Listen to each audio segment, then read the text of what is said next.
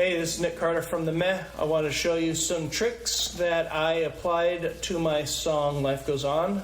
Some things that you may take and apply to your own playing. First thing is using extra parts of your fingers that aren't fretting a note to mute other strings that do not belong to play open when you're playing. So much of this song is me fretting two strings,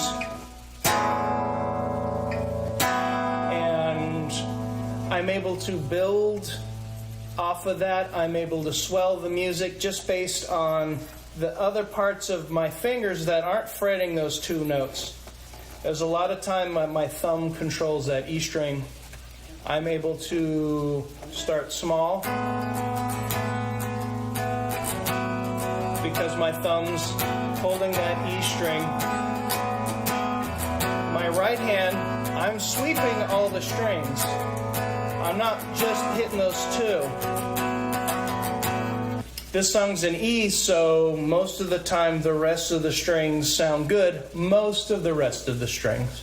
And the point of practicing a riff 100,000 times is to fill in what belongs, figure out how to gradually fill in more and more over time without sneaking in the bad notes, the stinkers. So all of that together, I start out quiet.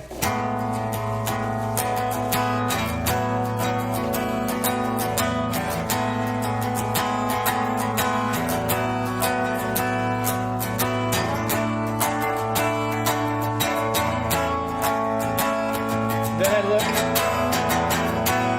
thumb, that's an E.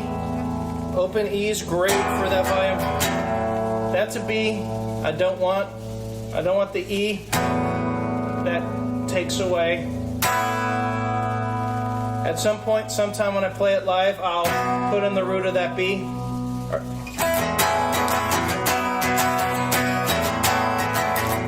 Depending on the volumes, depending on the room, but that's part of rehearsing, is finding those extra little bits you can tweak and knowing in advance. For those of you who aren't master theorists like me, the fretboard is not my bitch. Every note I have to earn through trial and error. Well, not trial and error, but I hear an idea in my head and I have to go find it. Some people hear an idea in their head and their fingers go to it. Some people don't even need to hear the idea. Their fingers just play. And that's not me. I have to go find my gold. I have to go pan for it. The next one that's pretty interesting is I do an E major, which the third is a G sharp. And then the next chord I do in that progression is G, which is G, E major, followed by an E minor chord. Jimi Hendrix did that a bunch. Creed did that in the song. There's a bunch of people out there. The key for all of this is to not have people predict that note that's coming up, whatever that note means. When you're listening to a pop song and there's just this heartless little thing going on, the same 4-note pattern, and you know it's coming up, you hear that third note in the progression, and you know the laziest person in the world would just hit that last note. You know it's coming, and then it comes, and I guess most people who buy music actually like that, but that kind of kills me inside. So the key to playing this is to take standard progressions and put enough other worldliness on it so that people don't hear the next note in their head. If they can hear where you're going and you go right there, you'll probably make millions of dollars.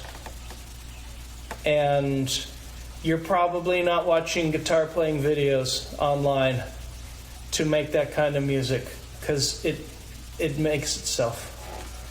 All that being said, I will play some of the different riffs, and you can watch. I'm not going to show you how to do them, but you can watch me play them.